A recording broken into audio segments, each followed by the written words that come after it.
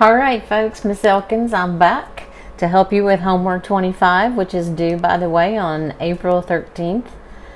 Because of the long 4-day weekend, we don't have school on Friday or Monday this week.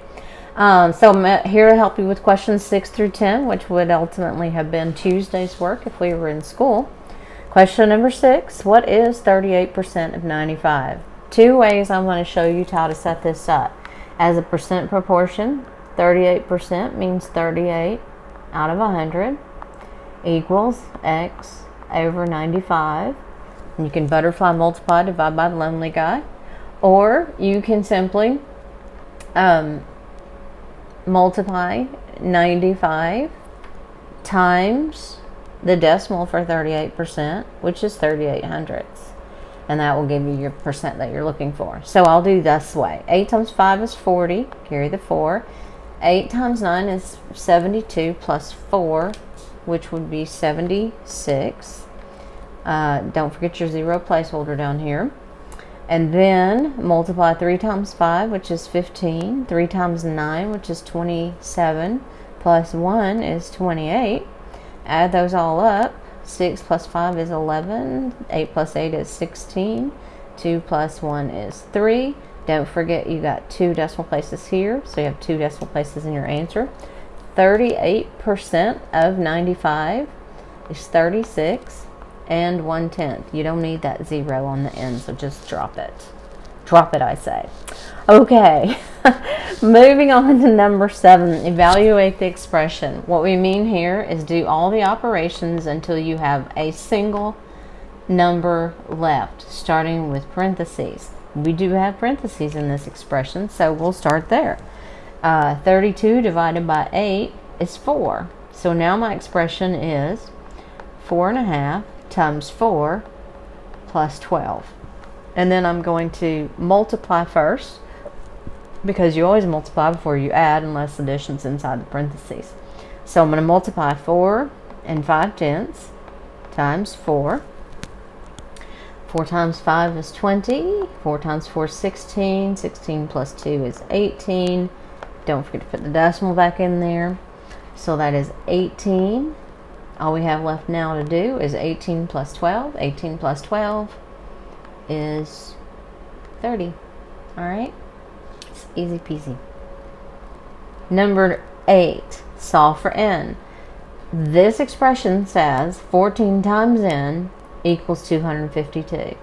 To solve this expression, we do the opposite of multiplying times 14. What's the opposite of multiplying times 14? Well, dividing, of course. So I take 252 and I divide it by 14. How many times will 14 go into 25? Oh, 1 time. And 1 times 14 is 14, and have 11 left over. And then I bring down the 2, and I just happen to know that 8 times 14 is 112.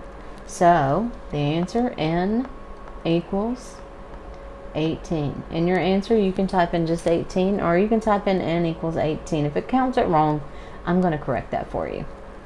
All right, number 9. Find the area of the trapezoid. I'm realizing here I forgot to put the equal sign on all of these formulas. Sorry about that. And I gave you the formula for the area of a trapezoid. Also, I sent a video for you to watch about this. So hopefully you've got an idea of what this means right now.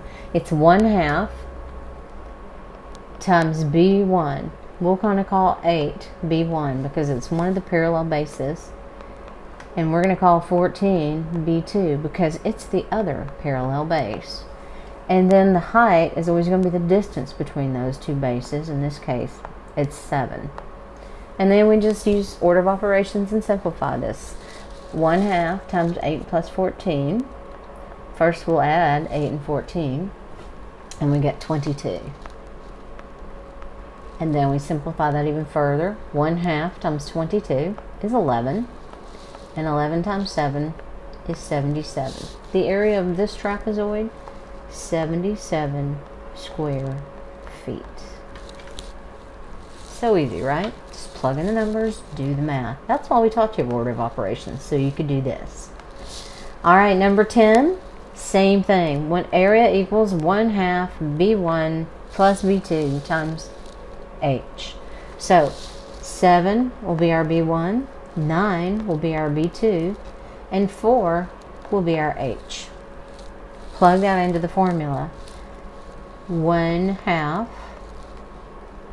7 plus 9 times 4. Multiply or add first because it's in parentheses. 7 plus 9 is 16. 1/2 times 16 times 4.